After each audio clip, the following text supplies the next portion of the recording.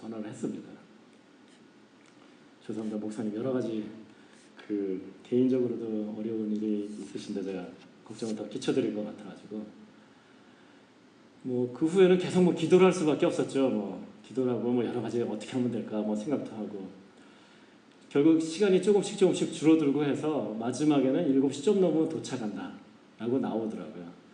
그때쯤에 또 목사님하고 다시 통화를 하게 돼서 7시 좀 넘으면 올 것 같습니다. 그래서 말씀을 드리고 그래서 7시 조금 넘어서 도착을 했습니다. 참 오면서 기도도 너무나 당연하게 기도가 나올 수밖에 없었고요. 또는 정말 여러 가지 생각이 마음에 들었습니다. 그럼 예를 들자면 이런 겁니다. 그러니까 내가 이 라인에 있으면 빨리 갈까? 이 레인에 있으면 빨리 있을까? 레인을 지금 바꿔야 되나 말아야 되나 이런 거. 이런 건 양반입니다. 갓길 있지 않습니까? 내가 지금 갓길로 해서라도 빨리 가야 되나 기다리고 있는데 불법입니다.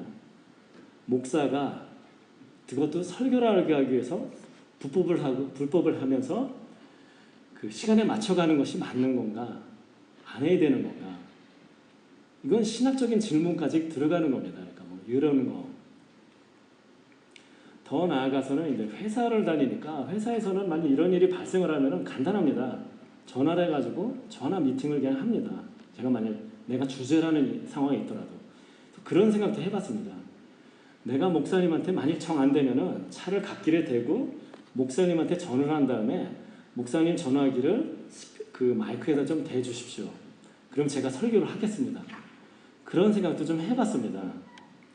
그러면 이제 문제는 여러분은 설교를 듣는 거는 될 수가 있지만은 그것이 제 입장에서 또 여러분 입장에서 예배가 될 수 있을까? 오면서 여러 가지 생각해 보니까 참 이런 것들은 신학적으로도 생각해 볼 수 있는 많은 것들을 생각을 하게 됐었습니다. 하나님의 은혜로 일단 오게 됐습니다. 그래서 원래 계획은 집에 일찍 도착해가지고 목욕 제기하고 양복 입고 그다음 기도하고 한 번 더 원고도 보고 그러고 오는 거였었는데 그렇게 못하고 이제 바로 오게 됐습니다. 그래도 그나마 감사한 것은 그래도 설교 시간에 늦지 않게 시간에 맞출 수 있게 하나님께서 그래도 그 길도 다 빨리 클리어 해주신 거다라고 생각이 들고요. 정말 감사한 것은 제가 양복은 입고 오지는 못했을지라도 만일 제가 이 설교 원고를 못 들고 왔으면은 어저께 밤에 마지막에 본 걸 기준으로 해서 기억을 되새기면서 할 수밖에 없는 상황이었습니다. 물론 지금 원고가 있지만은 제가 오늘 다시 보지는 못해갖고 어떻게 잘 할 수 있을지는 여러 가지 걱정이 많이 됩니다. 제가 하는 게 아니라 하나님께서 도와주시고 성령님께서 함께 하시는 거기 때문에 인도하시는 대로 할 수밖에 없다라고 생각이 됐지만 그래서 성경책도 못 가져왔지만은 기적적으로 설교 원고를 가지고 왔습니다. 아침에 회사를 가면서 회사가 설교 원고를 볼 일이 없거든요. 그리고 집에 일찍 들어갔다가 올 예정이기 때문에 회사를 가져갈 일이 없는데 나오다 문득 그런 생각이 들었습니다. 그래도 혹시나 모르니까 1%의 찬스라도 회사에서 잠깐이라도 볼 기회가 있으면은 보기 위해서라도 그냥 들고 가지 무거운 것도 아닌데 라는 생각이 들어가지고 들고 왔습니다. 그래서 다른 거는 아무것도 준비가 안 됐고 그것이 없어도 여러 가지 설교를 들을 수가 있는데 다행히 설교 원고는 들고 왔습니다. 하나님의 은혜라고 생각을 합니다. 잠시 기도하시겠습니다. 사랑의 하나님 감사합니다. 주님께서 이렇게 저에게 헌신 예배로 드릴 수 있도록 허락하여 주십시고 여러 가지 아버지 말씀을 전하는 아버지 제가 사정이 있었지만은 주님의 은혜로 이렇게 무사히 말씀을 전할 수 있도록 하시면 감사드립니다. 여러 가지 겉으로 보는 모습들이라든가 여러 가지 사정들이 아버지 저희를 아주 회방하지 않도록 하여 주십시고 이 시간 온전히 마음을 모아서 주님 앞에만 주님이 주시는 말씀에만 귀 기울일 수 있도록 같이 하여 주시옵소서. 말씀을 전하는 저나 말씀을 듣는 아버지 성도들 한 마음으로 정말 주님의 말씀을 갈급할 수 있도록 주님께서 도와주시옵소서. 예수님의 이름으로 기도드렸습니다. 아멘. 오늘은 은혜의 구역에 헌신 예배로 드리고 있습니다. 헌신 예배. 여러분은 어떤 마음으로 이 예배에 오셨는지 모르겠습니다. 특별히 은혜의 구역 분들은 어떤 마음으로 이 예배에 지금 참석하셨는지 모르겠습니다.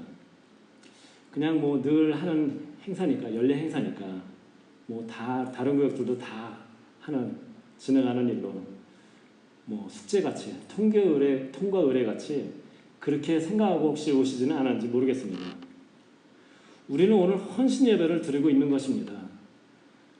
예배의 대상은 언제나 하나님 한 분뿐입니다. 그분만이 존경을 받고 우리의 그 찬양을 받으실 분입니다. 이 헌신 예배를 통해서 하나님께서는 은혜의 구역 여러분들, 그리고 더 나아가서는 이 오늘 그 헌신 예배 오신 여러분들이 무엇인가를 헌신하기를 원하십니다. 그래서 오늘 말씀을 통해서 하나님께서 우리가 무엇을 헌신하기를 원하시는지 같이 생각해 봤으면 합니다. 1900년대 초반 중반에 그 활약을 했던 그 미국 작가인 윌리엄 패더라는 사람이 있습니다. 그 사람이 쓴 글 중에 이런 얘기가 있습니다. 어떤 사람이 길을 가다가 오불을 주웠습니다. 오래전 얘기이기 때문에 오불이면 큰 돈이었습니다. 그래서 그 후에 이 사람은 그것에 빠져가지고 계속 땅만 쳐다보면서 혹시 돈을 줬을까 하고 그렇게 살았다고 합니다.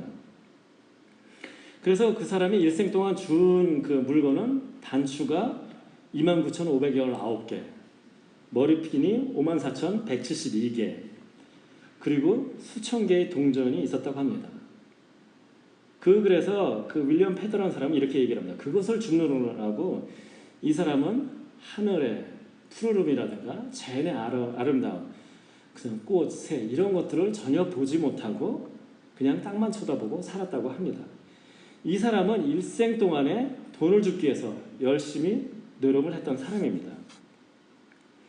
우리가 TV 프로그램 같은데 특히 뭐 세상에 이런 일이 뭐 이런 프로그램들을 보면은 어떤 취미로 뭔가를 하지만은 그것을 정말 잘해가지고 그러니까 TV까지 나왔겠죠. 우리가 그걸 보면서도 야 정말 부럽다, 정말 잘하는구나 그런 일을 하는 사람들이 있습니다. 저도 몇 년 전에 어떤 이런 프로를 봤던 기억이 나는데 미니어처를 만드는 사람입니다. 그래서 정말 조그맣게 뭐 가구 같은 것도 만들고 그다음에 뭐 음식 같은 거 이런 것도 뭐 모양을 만들고 하는 분이 있었는데 그걸 보면서 야 참 부럽다라고 생각을 해본 적이 있습니다. 뭔가를 몰두해서 열심히 해서 그다음에 TV에까지 나올 정도로 하는 것이 있구나 하면서 부럽다는 생각을 해본 적이 있었습니다. 또 많은 사람들은 뭐 이렇게 뭐 남 앞에 자랑할 만한 것은 아닐지라도 시간을 보내게 되어 있습니다. 본인이 하는 어떤 생업이라든가 아니면 뭐 밥 먹고 자고 하는 시간 이외에 무엇인가에는 시간을 보내게 되어 있습니다. 저도 미국에 처음 왔을 때는 뭐 골프, 그 몇 년 지나서는 테니스 정말 열심히 한 적이 있었습니다. 그러니까 사람을 만나면 골프 얘기하고 테니스 얘기하고 뭐 장비도 새로 구입하고 정말 열심히 그 시간을 많이 들였던 기억들이 납니다. 아마 여러분들도 그런 것들이 있을 것입니다. 뭐 그렇게 특별한 취미라든가 그런 거에 몰입하지 않더라도 많은 분들이 미국에 사실 많은 분들이 많은 시간을 보내는 것이 뭐가 있나요? 한국 드라마죠. 한국 드라마나 예능 프로들 그런 것을 통해서 어떤 향수를 달래거나 하는 뭐 시간 보내기 참 좋습니다. 이렇게 인간은 무엇인가에 열심히 그다음에 대부분의 시간을 보내는 것들이 있게 마련입니다.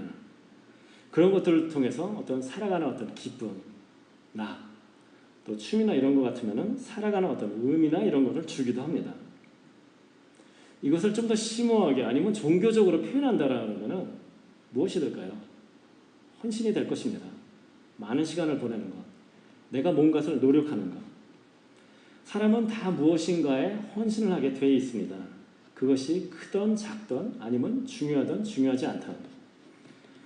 그러면 우리 믿는 사람들이 헌신해야 되는 것은 무엇일까요?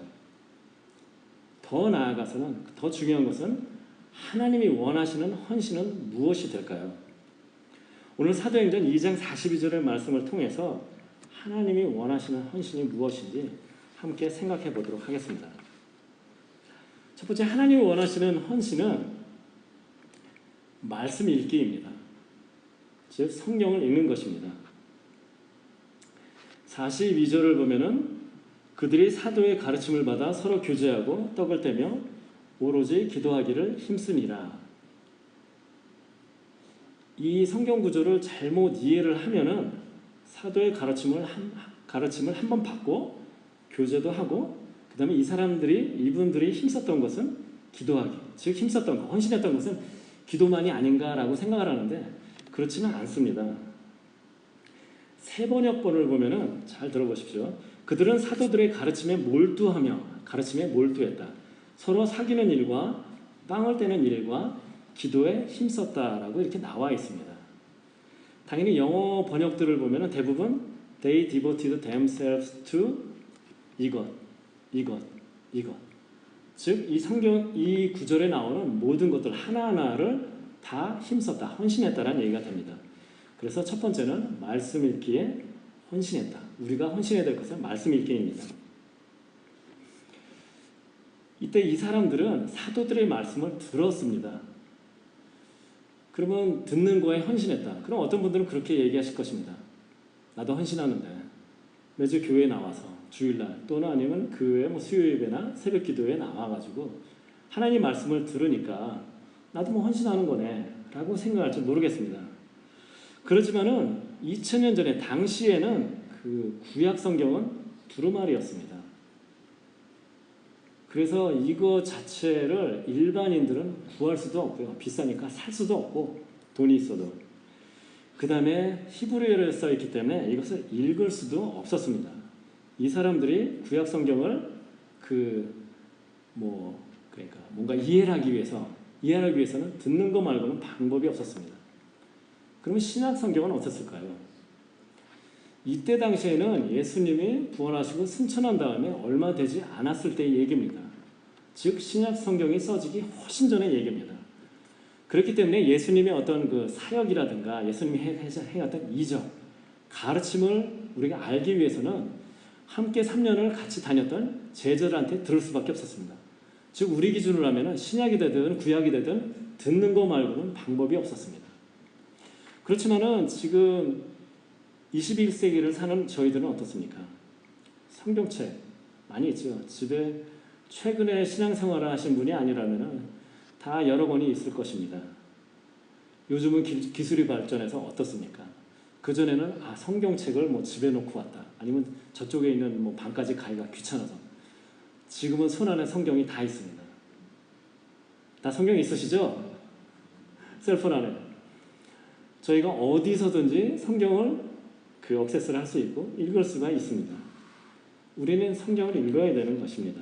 2000년 전에 예루살렘 교회 사람들은 들었지만은 우리는 읽어야 되는 것입니다. 우리 교회에서 성경 읽기 캠페인을 하는데 그 캠페인을 하는 이유가 내가 성경을 다 읽고 나서 내 이름 석자가 주보에 올라가고 그걸 통해서 사람들한테 어떤 칭찬받겠다. 전혀 그런 것이 아닙니다. 하나님의 뜻을 알아가는 가장 좋은 방법, 가장 중요한 방법은 각자가 성경을 읽는 것이기 때문에 이러한 캠페인을 하는 것입니다. 성경을 읽고 묵상하고 그걸 통해서 하나님과의 교제가 더 풍성해지고 깊어지고 오늘 기도하신 권사님께서도 오늘 헌신 예배를 통해서 믿음이 더욱더 자라나기를 원한다고 그랬었는데 믿음이 당연히 자라나게 돼 있습니다. 어떤 분들은 그렇게 생각하실 것입니다. 나는 인터넷으로 설교도 많이 듣고 하니까 2000년 전에도 들었다고 그랬는데 나도 듣고 읽는 거 대신 할 수 있지 않는가. 남의 설교를 듣는 것, 본교에서 듣는 것 이상을 너무 많이 듣는 거는 사실은 남을 먹여주는 것을 그냥 받는 것일 뿐이고요. 그 다음에 또 어떤 목사님의 설교냐에 따라서 문제가 있을 가능성도 있습니다. 어떤 목사님들이 설교를 들으면 참 달변입니다. 얘기 잘하십니다. 그렇지만 그 내용 중에 들어보면은 예수님이라든가 십자가라든가 그런 단어를 빼고 곰곰이 생각해보면은 일반인 강사들이 하는 얘기랑 똑같은 얘기를 하는 분들이 있습니다. 사랑하라고 얘기를 합니다. 교회에서도 얘기를 할 수 있고 일반인 강사들도 당신의 아내를 사랑하십시오, 이웃을 사랑하십시오 얘기를 할 수 있습니다. 무엇이 틀린가요? 교회에서 얘기하는 것과 성경이 얘기하는 것과 일반인들이 얘기하는 것. 사랑의 의미가 어떻게 다른가요? 왜 우리가 이웃을 사랑해야 되나요? 우리는 어떤 수준까지 사랑해야 되나요? 일반인이 얘기하는 사랑과 성경이 얘기하는, 교회에서 얘기하는 사랑은 틀립니다. 오늘은 은혜의 구역을 헌신 예배로 드리고 있습니다.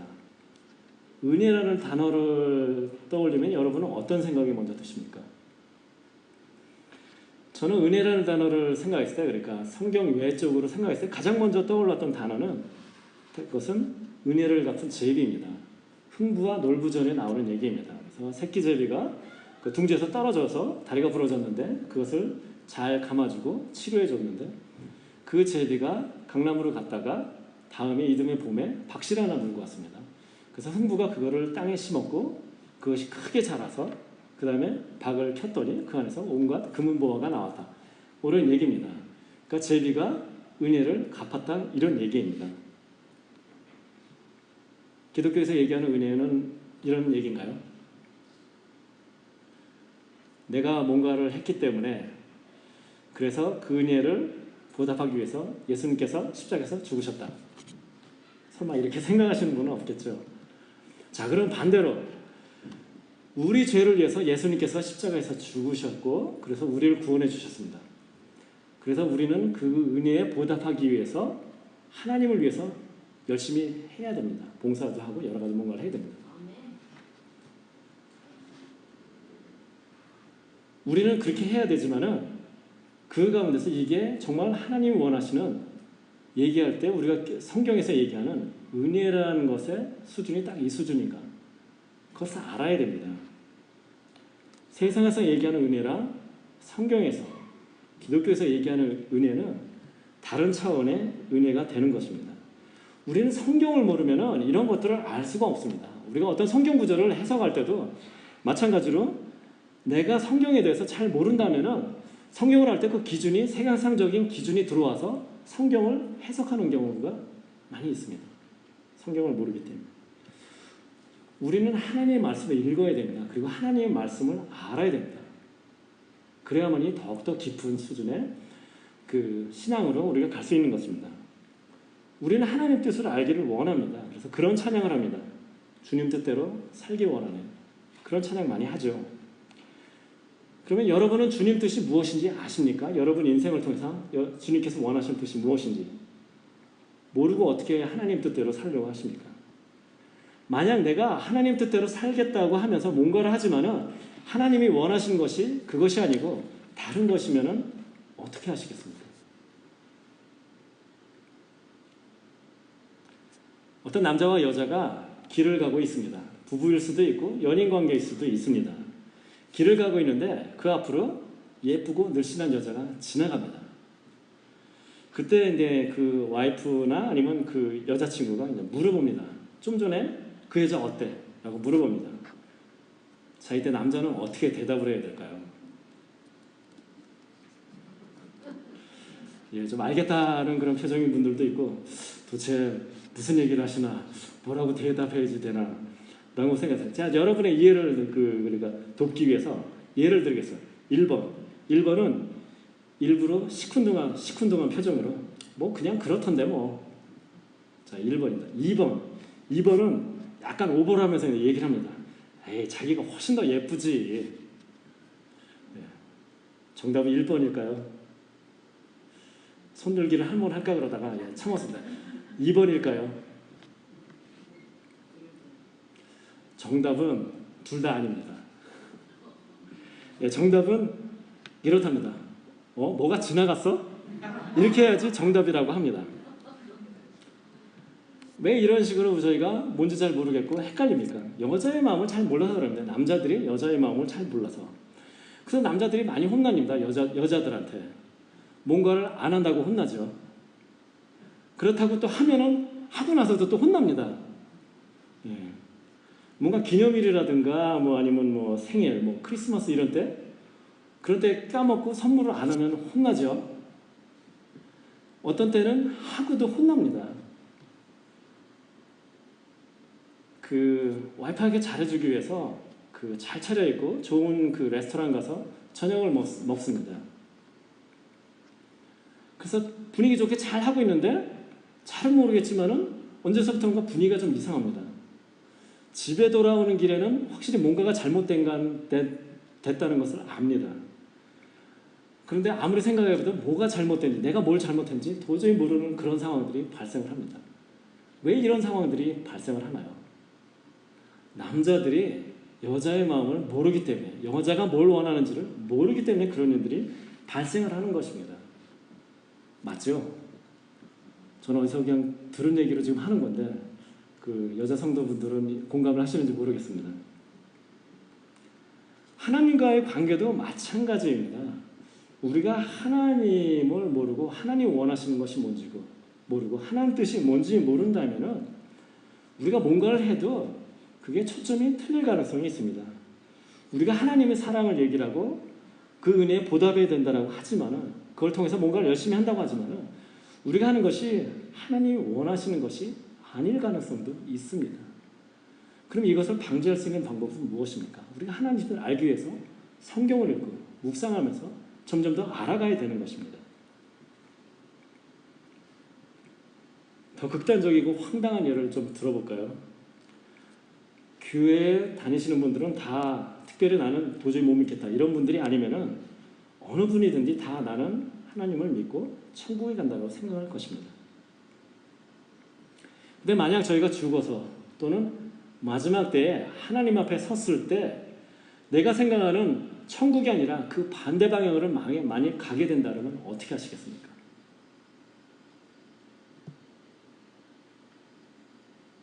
그때 가서 만약 그렇게 얘기할 것입니다. 내가 그때 복음을 잘 몰랐기 때문에 그렇습니다. 아니면 내가 잘못 이해했기 때문에 그렇습니다. 라고 하나님한테 얘기해도 하나님이 그러면 아 그래 미안하다. 그래 이번만 봐줄게. 천국행으로. 아니면 다시 그럼 세상으로 돌아가서 제대로 믿고 다시 와라. 이렇게 되나요? 그런 시나리오는 없습니다. 한 번뿐입니다. 하나님 앞에 섰을 때 우리는 그 자리를 두렵게 생각해야 되는 것입니다. 그 자리에 섰을 때 어느 방향으로 갈지 우리가 어떻게 믿고 어떻게 행동했는지에 따라서 결정이 나는 것입니다. 요즘 사람들은 욜로족이라는 얘기를 합니다. 어떤 족속이라는 의미에서 욜로족, YOLO, You Only Live Once. 즉 뭐냐면은 한 번뿐인 인생 즐겁게 살자라는 그런 얘기입니다. 여기 어르신들도 많이 계신데 어르신들이 뭐 쉽게 이해할 수 있는 걸로 설명을 하면 노세 젊은 노세 뭐 이런 얘기입니다. 그런 노래도 있었죠 옛날에. 한 번뿐인 인생. 우리 기독교인들도 다른 의미에서 율로족이 되어야 된다고 생각을 합니다. 한 번뿐인 인생, 하나님께 제대로 멋있게 살아야 된다는 것입니다. 성경에 있는 여러 구절들이 있는데 그 구절 중에서 믿는 사람들이 가장 두려워해야 되는 구절은 마태복음 7장 21절이라고 생각을 합니다. 7장 21절에 이렇게 나옵니다. 나더러 주여 주여 하는 자마다 다 천국에 들어갈 것이 아니요 다만 하늘에 계신 내 아버지의 뜻대로 행하는 자라야 들어가리라. 주여 주여 하는 자마다 들어가는 것이 아니라 내 아버지의 뜻대로 행한 자가 들어가리라. 여러분은 그렇게 생각할 것입니다. 주여 주여 하는 자마다 다 안 들어간다. 뭐 누구나 다 아는 얘기죠. 뭐 교회 와서 그 주여 삼창한다고 다 그 천국 가나요? 아니죠. 그렇지만은 그 다음 절인 7장 22절, 마태복음 72장 22절을 들어보면은 이게 또 얘기가 좀 심각해집니다. 7장 22절에는 우리가 주의 이름으로 선지자 노릇하며 주의 이름으로 귀신을 쫓아내며 주의 이름으로 많은 권능을 행하지 아니하였나이까. 선지자 노릇하고 귀신을 쫓아내고 많은 권능을 행하는 수준의 사람들을 얘기를 지금 하는 겁니다. 그 다음 절 23절에는 그렇게 나옵니다. 내가 너희를 도무지 알지 못한다.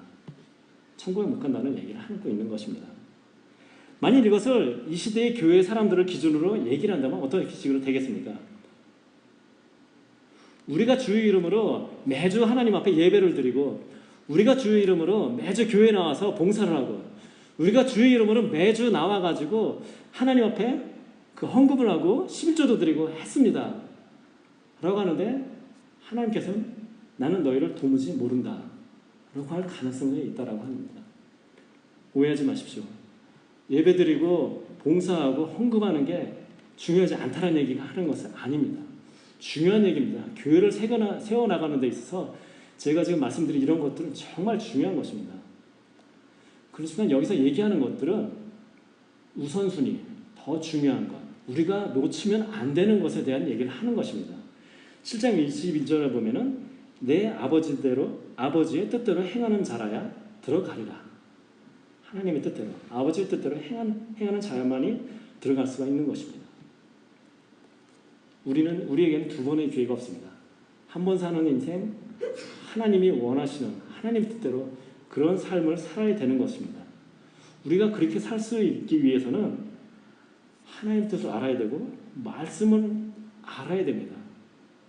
말씀을 알기 위해서는 읽어야 하는 것입니다. 우리가 매일 삶에서 말씀을 읽고 묵상하고 그걸 통해서 하나님 뜻이 무엇인지 알아가고 그걸 통해서 우리가 바른 신앙생활을 할 수 있고 참 구원에 이르는 그런 신앙생활을 할 수 있게 되는 것입니다.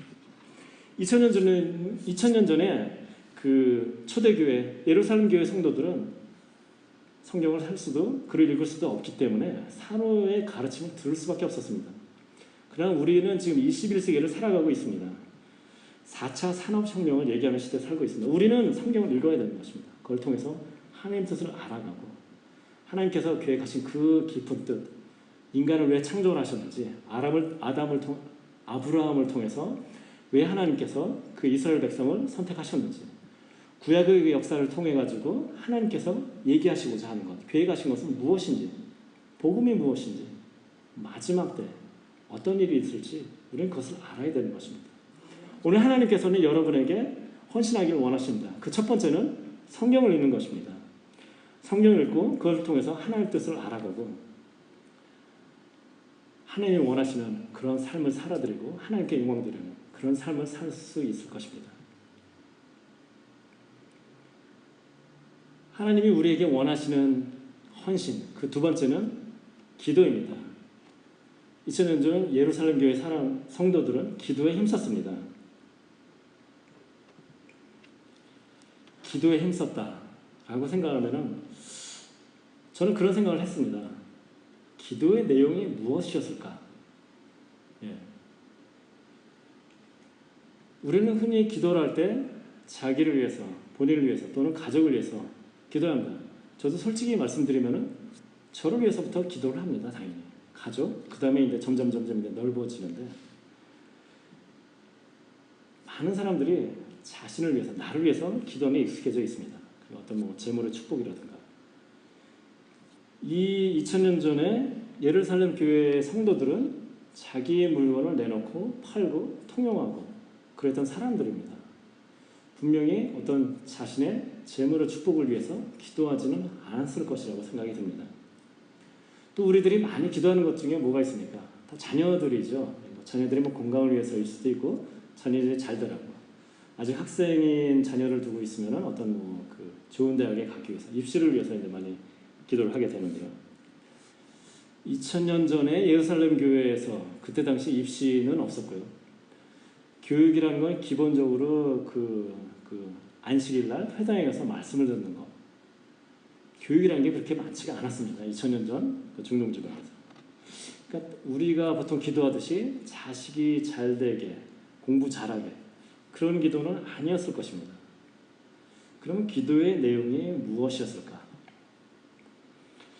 사도행전에 보면은 여러 가지 기도의 내용들이 많이 나오는데 그걸 통해서 우리는 이 사람들이 어떤 내용을 기도했을까 생각해 볼 수가 있을 것입니다. 사도행전 1장 14절에 보면은 이렇게 나옵니다. 여자들과 13절에는 11 제자들, 사도들의 이름이 나옵니다. 그리고 나서 더 나아가서 여자들과 예수의 어머니 마리아와 예수의 아우들과 더불어 마음을 같이하여 오로지 기도에 힘쓰더라. 그때는 마가의 다락방에 한 120명 정도가 모여서 성령님, 보내주시겠다는 성령님을 위해서 간절히 기도할 때였습니다. 개인적인 기도가 아니라 믿음을 위해서, 성령님을 위해서, 믿음을 위해서 기도를 했던 것입니다. 그리고 사도행전 4장 24절에 보면은 그들이 듣고 한 마음으로 하나님께 소리를 높여 이르되, 요 얘기는 박해가 막 시작됐을 때, 초대교회가 박해가 시작됐을 때의 얘기입니다. 그래서 사도들이 예수님의 부활에 대해서 얘기를 하니까 대제사장이나 아니면 서기관, 사두개인들이 싫어했습니다. 그래서 사도들을 잡아다가 신문을 하고 다시는 그런 그 전도, 그 말을 전하지 말라라고 단단히 읽고 나서 풀어줍니다. 그러고 나서 교회 와서 보고를 하니까 근데 그 교회의 성도들이 한 마음으로 하나님께 소리를 높여서 기도를 하고 있는 것입니다. 그 기도의 내용은 당연히 지금 교회의 핍박이 시작되고 지금 복음을 전하지 말라라고 얘기를 하는 건데, 그래서 그런 핍박이 없게, 그 다음에 우리가 계속 복음을 전할 수 있게 해달라고 하나님께 기도하는 것일 것입니다. 즉 교회를 위해서, 복음을 위해서 기도를 하는 것입니다. 12장 5절에 보면은 이렇게 얘기가 나옵니다.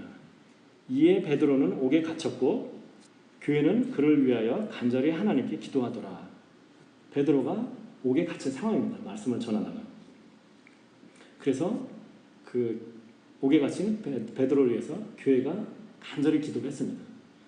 그 다음 절서부터 나오는 얘기는 그 후에 어떤 일이 있었는가가 얘기가 나옵니다. 그래서 손에 차고 있던 그 쇠사슬이 저절로 풀어지고, 그 다음에 간수들 2명, 파수꾼 2명의 옆을 그냥 무사히 통과하고, 그 다음에 시내로 통하는 어떤 그 쇠문도 저절로 열리고, 그렇게 해서 베드로가 무사히 빠져나오게 됩니다. 기도 응답이 있었던 겁니다. 이 사람들이 기도했었던 것은 핍박을 받는 옥에 갇힌 형제 베드로를 위해서 기도를 했던 것입니다. 이 사람들이 기도를 했었던 것은 어떤 개개의 유익이 아니라 성령님을 구하는, 믿음을 구하는 교회를 위해서, 복음을 전하는 것을 위해서, 그다음에 형제의 아내를 위해서, 감옥에 갇히는 형제를 위해서 그렇게 기도를 했던 것입니다.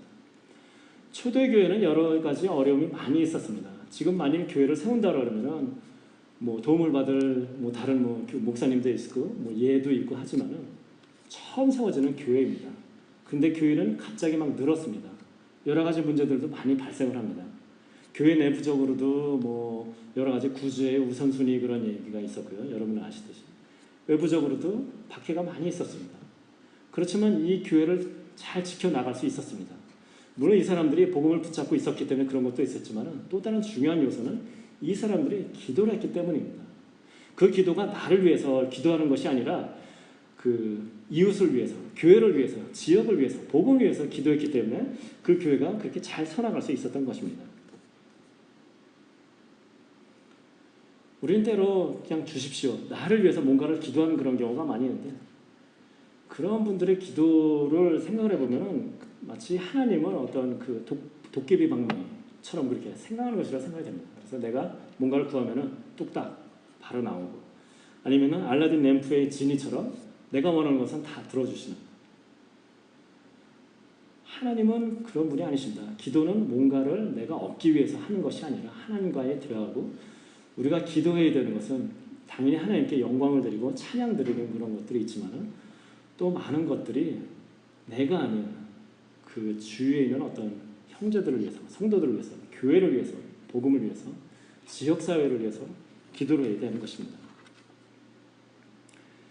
그런 것을 통해서 헌신할 때 하나님께서 이 교회를 더욱더 바로 세워주실 것이고, 그러한 기도가 어떻게 보면 이웃을 위해서 기도하는 것이니까요. 그것이 그 예수님께서 주신 두 번째 큰 계명, 즉 내 이웃을 내 몸같이 사랑하라는 말씀을 실천하는 첫 번째 단계가 되지 않을까 생각이 됩니다. 하나님께서 우리에게 원하시는 헌신, 그 세 번째는 교제입니다. 그래서 보면은 서로 교제하고 떡을 떼며 라는 구절이 있습니다. 사실 여기에는 두 가지 의미가 있습니다. 그래서 떡을 뗀다는 것은 사실은 성만찬의 의미가 있습니다. 성찬식. 성찬식은 그 너무나 방대한 얘기이기 때문에 지금 얘기는 할 수 없고, 그래서 교제한다는 것의 부분에 대해서 함께 나눠보고자 합니다. 교제. 한국 교회가 참 잘하는 것이죠. 뭐 구역 모임 등 여러 가지 모임을 통해서 모이는 것도 잘하고요. 모이면 항상 음식이 풍성하고 또 교제도 잘하고, 한국 교회의 아름다운 전통입니다. 자, 그러면 본문이 얘기하는 것이 이런 것일까요? 성도들끼리 음식을 나누고 즐겁게 하자. 성경은 이거에 대해서 자세히 얘기를 하고 있지 않습니다. 그렇지만 우리는 그 문화적으로 또 아니면 앞뒤의 문맥을 통해서 유추해 볼 수가 있습니다. 중동 지방에서 선교를 했던 그 선교사님을 통해서 얘기를 들어보면은 중동 지방에 있는 사람들은 이웃끼리 굉장히 친밀하게 잘 지낸다고 합니다. 그러니까 서로 허물 없이 뭐 방문도 하고 음식 같은 것도 잘 뭐 나눠 먹고요. 그래서 예수님 시대에도 마찬가지고 지금도 결혼식 같은 걸 하면 일주일씩 한다고 합니다. 얼마나 교제를 잘하는지 아시겠죠? 그분들의 삶이라는 건 사실 뻔합니다. 집이라 그러면 구조가 그냥 벽만 있는 구조에 그 조그만 창이 한두 개. 집이 어둡습니다. 기본적으로는 밖에 나와서 앉아있는 게 일입니다. 그러니까 지나가는 사람 다 안녕할 수도 있는 거고요. 서로 너무나 잘 압니다. 하는 일들도 비슷하잖아요. 다. 그게 목축업이 되든 아니면 어업이 되든 간에 비슷합니다. 교제라고 따로 성경에서 이렇게 얘기를 안 해도 서로 교제는 이미 많이 했고 잘 하에 오고 있었는데 교제란다라고 얘기를 하고 있습니다. 자, 그러면 이제 다른 성경 구조를 통해서 한번 생각을 해보겠습니다. 2장 42절, 오늘 본문에 좀 뒤에 나오는 얘기입니다. 2장 42절에 보면 이렇게 얘기가 나옵니다. 온 백성에게 칭송을 받으니 주께서 구원받는 사람을 날마다 더하게 하시니라. 온 백성에게, 내 주위에 있는 이웃들뿐만 아니라 온 백성, 즉 내가 잘 모르는 사람까지도 이 교회 성도들을 칭송을 한다는 그런 얘기입니다. 그럼 왜 어떻게 이런 일이 있을까요? 이분들이 열심히 했던 것이 무엇이 있나요? 말씀 듣는 거 열심히 했었죠. 말씀을 듣는 거 열심히 하면은 온 백성들이 칭송을 하나요? 교회 안에 있는 분들은 칭송할 수 있습니다. 지금은 그냥 믿지 않는 사람들, 그냥 온 동네 잘 모르는 사람들도 이 사람들을 좀 칭송하고 있는 것입니다. 여러 가지 할 일도 많고 서로 도와주고 또 도움도 받고 그게 품앗이라고 하죠. 그런 일이 있을 수도 있고 여러 가지 일도 많은데 듣는 데만 힘쓰고 가면은 욕먹는 상황이 있지 않았을까 생각이 듭니다. 반대로. 또 이분들이 헌신했던 것, 열심히 했던 것은 무엇입니까? 기도죠. 기도 열심히 하면 온 백성이 칭송을 하나요? 오순절 때 이 사람들이 기도했던 방식은 방언이었습니다. 방언을 기도하고 나서 사람들한테 무슨 얘기를 들었습니까? 술 취했다고 얘기를 들었습니다. 잘 모르는 나라 말로 그 기도를 하니까 당연히 아침부터 이상한 소리 하는구나, 술 취했다라고 했습니다. 기도를 하면은 비난받을 가능성도 있습니다. 칭송을 받았다. 이 사람들이 했었던 것은 가난한 사람들을 구제하고 교회 밖에 일반 믿지 않는 사람들하고도 교제를 했기 때문에 칭송을 받았던 것입니다. 45절에 보면, 그 중간에 45절에 보면 또 재산과 소유를 팔아 각 사람의 필요를 따라 나눠주며, 우리가 잘 아는 그런 초대교회의 그 아름다운 모습입니다. 여러분한테 이렇게 하시라는 얘기 하는 거 아닙니다. 걱정 안 하셔도 됩니다. 다만 이 사람들은 주위에 있는 그 가난한 사람들을 그냥 지나치지 않고 도왔던 것입니다.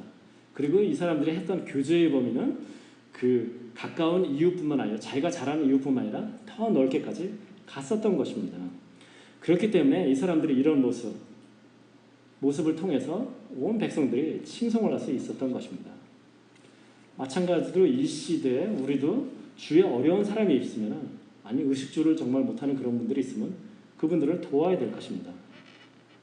그리고 우리가 교회 안에 있는 성도들 당연히 해야 되죠. 오해하지 마십시오. 그걸 안 해야 된다는 그런 얘기를 하는 거 아닙니다. 중요합니다. 성도 안에서의 교제, 그걸 통해서 서로 이해하고, 그래서 서로 뭐 중보기도도 할 수 있고, 그리고 더 나아가서는 서로 한 마음이 돼서 정말 그리스도의 형제로서, 자녀로서의 아름다운 모습을 보인다 그러면 그것을 통해서도 주위에 있는 어떤 그 믿지 않는 사람들이 저 교회의 성도들은 참 멋있구나, 아름답구나 할 수가 있습니다. 그렇지만 오늘 본문이 얘기하는 교제라는 것은 그 범위를 넘어서는 것입니다. 주위에 우리가 믿는 사람뿐만 아니라 믿지 않는 사람들까지도 포함을 해서, 어려운 사람이 있으면 당연히 그분들 포함해서 그분들을 도와주고 그분들과 교제를 하고, 그리고 그것을 통해서 하나님께 영광을 돌릴 수 있는 방법이 되는 것입니다. 우리가 주위에 있는 사람들, 믿지 않는 사람들하고 관계를 생각을 해보십시오. 내가 만일 평소에 행동이나 행실이나 언행이나 여러 가지 것들이 만일 하나님 보시기에 그렇게 썩 아름답지 않았다라고 하면은 주위에 믿지 않는 사람이 봐도 마찬가지일 것입니다. 우리가 정말 하나님의 사람으로서 말씀 있게 헌신하고 기도하게 헌신하고 그걸 통해서 정말 하나님의 자녀로서의 어떤 그런 모습이 나타난다면은 우리가 믿지 않는 사람들을 만났을 때 그 사람들을 봤을 때 정말 교회 다니는 사람은 이 믿는 사람이 이 집사님은 틀리구나라고 얘기를 할 것입니다. 그런 교제를 통해서 우리가 칭찬을 받을 수 있고 그것을 통해서 날마다 구원받는 사람이 늘게 할 수가 있습니다. 그런 분들이 그렇게 생각하겠죠. 내가 이전까지는 기독교에 대해서 별로 안 좋게 생각을 했었는데 내가 이분을 보니까 정말 참 그리스도인인 것 같다. 참 믿는 사람인 것 같다. 이분이 믿는 그런 하나님이면 그런 신앙이면 나도 믿어보고 싶다. 알아보고 싶다. 그런 마음이 들 수가 있을 것입니다. 그래서 우리가 우리 어떤 그 교제를 통해서 그걸 통해서 어떤 그리스도인의 아름다운 모습을 보이고 그리고 그걸 통해서 그 사람들이 우리를 칭송하고 그걸 통해서 구원받는 사람이 더욱더 늘어나는 그런 모습이 있기를 원합니다. 그것이 하나님이 원하시는 헌신이고 신자의 모습입니다. 여러분이 믿지 않는 분들하고도 교제의 폭을 많이 넓히시고 그분들에게 좋은 영향력, 그리스도의 향기를 드러내는 여러분들이 되시기를 원합니다. 오늘 말씀을 통해서 초대교회가 헌신했던 것들 그리고 그걸 통해서 하나님께서 오늘 우리에게 헌신하기를 원하시는 것들에 대해서 알아봤습니다. 말씀 읽기에 대해서 헌신해야 됩니다. 기도에 대해서 헌신해야 됩니다. 나를 위한 기도뿐만 아니라 다른 주위를 사람들을 위해서 교회를 위해서 복음을 위해서 기도를 해야 됩니다. 교제도 마찬가지입니다. 우리가 믿지 않는 사람들과도 함께 교제의 폭을 넓혀서 그분들에게 칭송받을 수 있게 해야 되는 것입니다. 오늘 헌신 예배에 오신 여러분들이 어떤 마음으로 헌신 예배에 오셨는지는 모르지만은 여러분이 원하시든 여러분이 원치 않든 하나님께서는 여러분의 응답을 기다리고 계십니다. 헌신하기를 원하십니다. 오늘 말씀을 통해서 하나님께서 얘기해 주셨습니다. 이런 내용을 헌신하라고 얘기를 하고 계십니다. 여러분께서 헌신하는 것을 하나님께서는 기다리고 계십니다. 초대교회 사람들은 이런 헌신을 했습니다. 그리고 그 헌신을 통해서 어떤 일이 일어났나요? 제가 좀 전에 설명드렸지만 구원받는 사람들이 점점 늘어났습니다. 그리고 박해가 있을 때는 그 사람들이 예루살렘이 아닌 다른 지방에까지 퍼져나가가지고 복음이 다른 지방에까지 퍼져나가는 그런 일이 있었습니다. 결국은 어떻게 됐습니까? 로마가 기독교를 국교로 삼게 되고 서양의 역사는 기본적으로 기독교의 역사입니다. 그리고 우리는 지금 그것의 은혜를 받아가지고 우리도 복음을 받게 된 것입니다. 한국 땅에서 또 아니면 미국 땅에서. 이 초대교회 성도들의 헌신, 말씀에 대한 헌신, 기도에 대한 헌신, 교제에 대한 헌신, 그걸 통해서 교회를 바로 세워나가고 더욱더 그 성도들이 늘어나가고 그걸 통해서 세상이 바뀌었습니다. 오늘 하나님께서는 여러분이 헌신하기를 원하십니다. 여러분의 헌신을 통해서 이 교회가 변화되고 여러분의 이웃들이 감명받고 변화되고 이 리노 땅이 변화되기를 원하십니다. 여러분은 어떤 걸 헌신하기를 원하십니까?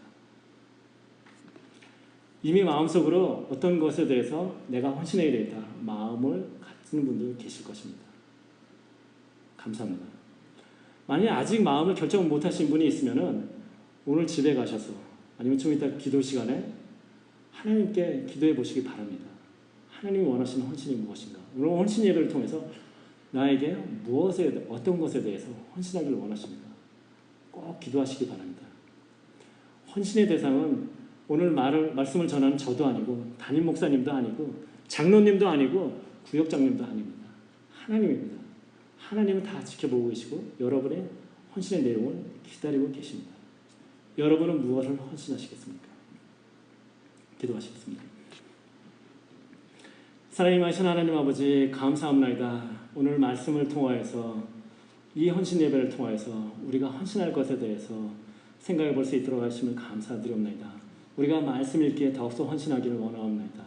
우리가 기도하기에 더욱더 헌신하기를 원합니다. 나를 위한 기도뿐만 아니라 아버지 이웃을 위해서 교회를 위해서 아버지 복음을 위해서 지역사회를 위해서 기도하기를 원합니다. 아버지 더욱더 교제에 헌신하기를 원하옵나이다. 그 아버지 교제가 성도들 간의 교제뿐만 아니라 주여 믿지 않은 많은 사람들과도 아버지와 교제가 이루어지고 그걸 통해서 우리가 칭송을 받고 아버지 복음이 더욱더 아버지 널리 퍼지는 그런 놀라운 역사가 있기를 원하옵나이다. 주님께서 아버지와 저희 마음속에 아버지 헌신의 마음을 주신 분들인 줄 믿사옵나이다. 주님 감사옵나이다. 주님께서 그분들의 그 마음을 주님께서 지켜주시옵시고 그분들이 그 헌신의 마음을 아버지 일평생 아버지 살아가면서 늘 지키며 살아갈 수 있도록 주님께서 함께하여 주시옵소서. 아버지 아직 여러 가지로 아버지 고민하는 분들이 있사옵나이까. 아버지 그분들 따로 아버지 조용한 가운데 주님과 대화하기를 원하옵나이다. 그리고 주님께서 원하시는 헌신이 무엇인지 아버지 생각하고 그 아버지 주님의 말씀을 듣고 헌신의 기도를 할 수 있도록 하여 주시옵소서. 예수님 이름으로 기도드렸습니다. 아멘.